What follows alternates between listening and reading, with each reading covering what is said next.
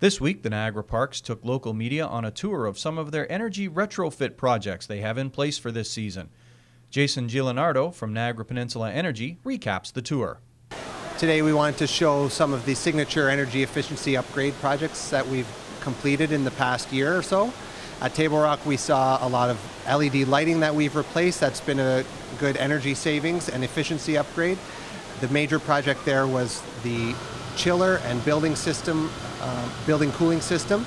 That's been about 400,000 kilowatt hours per year savings. A significant cost savings, maintenance savings. And at the Butterfly Conservatory, similarly, we've done a lot of light changes, and we're evaluating some projects in our greenhouses and the chillers here as well.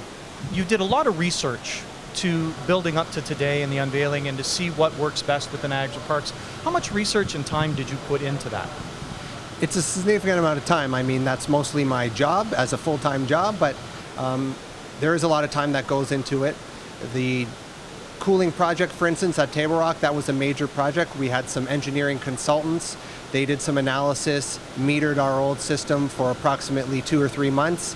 Then we proceeded with a few months of design, and then the project took a few more months to complete. So it's a long process from start to finish, and we're still metering the new equipment to confirm the level of savings.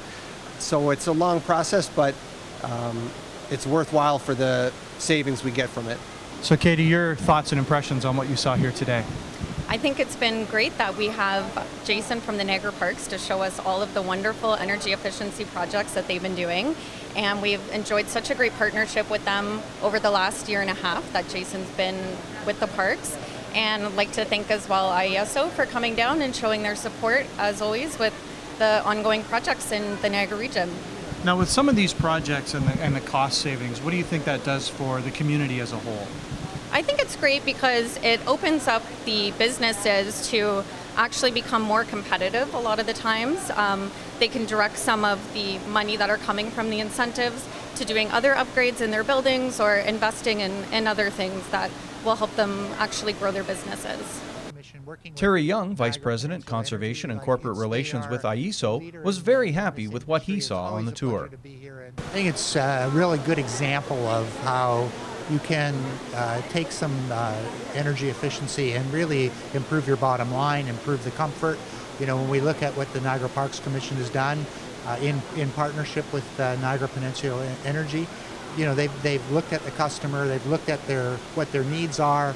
You know, in terms of their HVAC system, it needed to be replaced, and they replaced it in a way that's going to drive a lot of benefit for them. Same thing with lighting, and they're continuing to look at what they're doing here, and they're continuing through their energy manager, you know, taking advantage of the programs that are available to become more energy efficient. If you think about what they're doing, and some of these facilities are old, so they're updating them. You know, the heating and air conditioning equipment are much better, the lighting is much better, and all of that is not only just improving their bottom line, you know, but in some cases, you know, the lighting is much better, so you can see more things there. You know, and when you think about what conservation and what their efforts are doing, they're helping themselves in the short term in terms of better managing their costs, and in the long term, they're helping the province, the system, because through efforts like this, it reduces the need for us to build expensive generating facilities. So good in the short term, good in the long term, good all around. And when you hear about the amount of kilowatts per year that the Niagara Parks uses, just your thoughts on just even incremental little savings that they can build along the way? Oh, absolutely. Every little bit, it helps. And when they looked at where their main facility was in terms of what they've done for their lighting and what they're doing for their heating and air conditioning, you know, it goes a long way. It really does help them reduce their costs. And for us, you know, it's helping us meet that provincial target, and in the long term, it's reducing that need for generating facilities. So all of this adds up over time, and it's great to see the Niagara Parks Commission doing their bit here. Gilinardo says the parks has more projects they are moving forward with. We have a lot of projects that are already scheduled and more that we're evaluating. We have some scheduled for here at the Butterfly Conservatory in terms of our building cooling and the humidification, dehumidification system. That will be a significant savings. And then we're still evaluating some for our greenhouse grow lights.